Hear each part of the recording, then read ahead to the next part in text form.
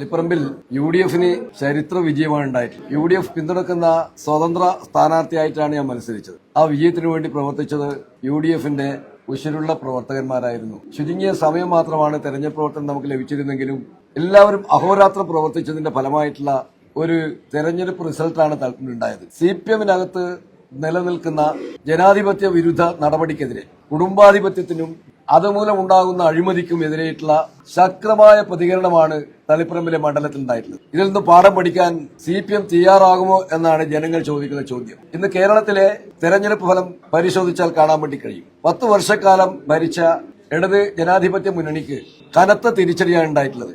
CPM-ന്റെ പല ശക്തി കേന്ദ്രങ്ങളുമാണ് തകർന്നടിഞ്ഞത്. ഇത് കാണിക്കുന്നത് CPM ഇന്ന് എടുക്കുന്ന നിലപാടുകൾ ജനങ്ങൾ അംഗീകരിക്കുന്നില്ല. CPM നേതൃത്വം സ്വീകരിക്കുന്ന നിലപാടുകൾ ജനങ്ങൾ അംഗീകരിക്കുന്നില്ല. അതിനുള്ള തിരിച്ചടിയാണ് ഇപ്പൊ ജനങ്ങൾ ഞങ്ങളോടൊക്കെ ചോദിക്കുന്നത്. ഇനിയെങ്കിലും നിങ്ങളുടെ പാർട്ടി പാഠം പഠിക്കുമോ എന്ന ചോദ്യമാണ് CPM-കാരോട് ജനങ്ങൾ ചോദിക്കുന്നത്. തീർച്ചയായിട്ടും ഈ തെരഞ്ഞെടുപ്പ് ഫലം CPM-നെ ഒരു പാഠം പഠിപ്പിക്കുന്ന ഒരു ഫലമായിരുന്നു. അത് UDF-ന് ഏറ്റവും ആവേശകരമായ ഒരു വിജയമാണ് ഈ കേരളത്തിലെ ജനങ്ങൾ നൽകിയത്.